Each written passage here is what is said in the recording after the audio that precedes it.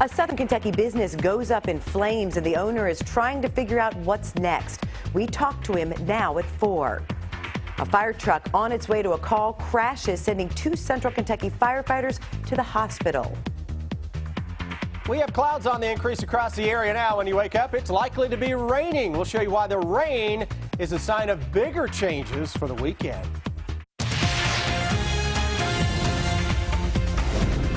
This is WKYT News at 4.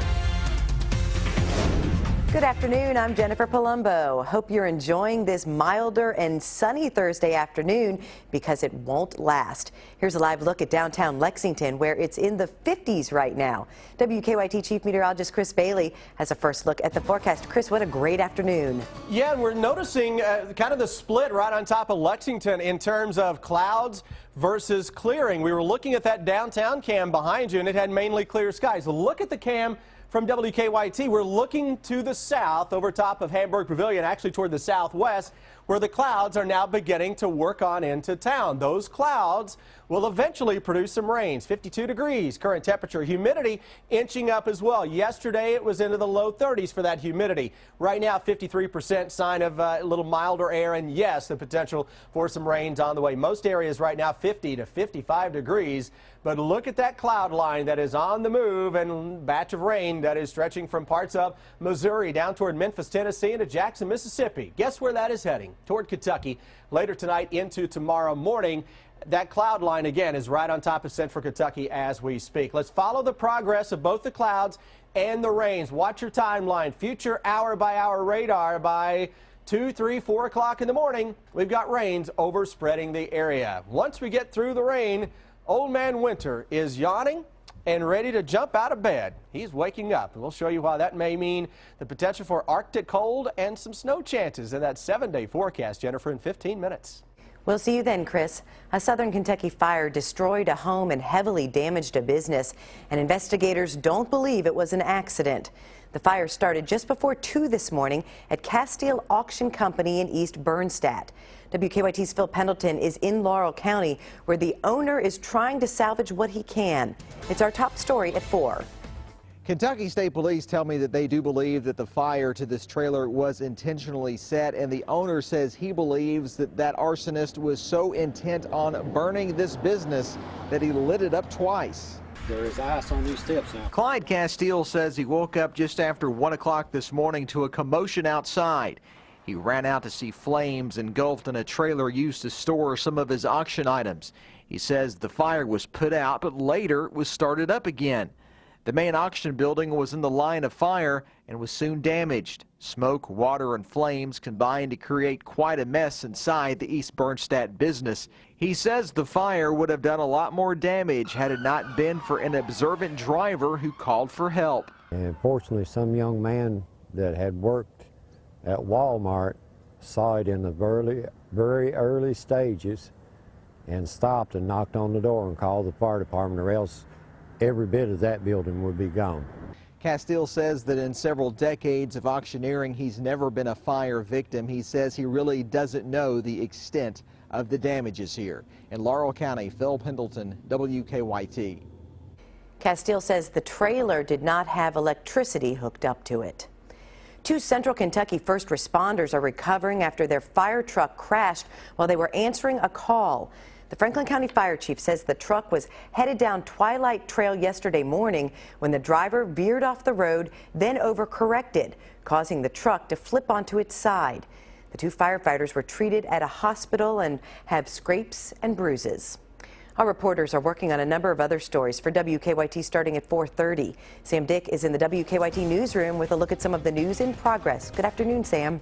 Good afternoon, Jennifer. Saturday's Powerball jackpot will be the largest of any lottery game in U.S. history. The estimated prize for this weekend's Powerball drawing will be worth about $700 million. That's because no one matched the numbers drawn from last night's estimated $500 million jackpot. The previous record, a $656 million Mega Millions jackpot won in March of 2012. We'll have more on Powerball fever on WKYT News coming up at 5. Well, could you call one of these shipping containers home? A unique project in Lexington is bringing affordable housing to the North Limestone area. Construction crews are right now in the process of transforming shipping containers used to hold cotton, pads, and baby shoes and toothpaste into homes. The North Limestone Community Development Group hopes to do that by creating affordable housing that still has all the comforts of home. The outside, it will look pretty atypical. It'll look like a storage container from the outside, but if you're sitting inside watching TV, it's going to look like a regular house. And when it goes on the market, the one-of-a-kind home will also be an affordable home. The price tag on these retired portables will be less than $80,000. We'll have more details ahead on WKYT News at 5:30. The Central Kentucky man says he's extremely thankful after a Good Samaritan went out of his way to return his wallet and the money inside.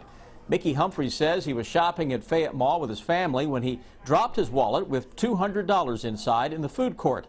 Humphreys said a stranger picked it up and drove it to the address listed on his license about 30 minutes away.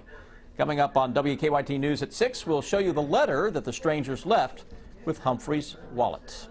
That's a look at some of the news in progress. Jennifer, back to you. What a great story. Thank you, Sam. Now to stories making headlines across the nation at 4. Republican Ted Cruz leads in Iowa, but the presidential candidate nipping at his heels is causing controversy by bringing up Cruz's Canadian birthplace.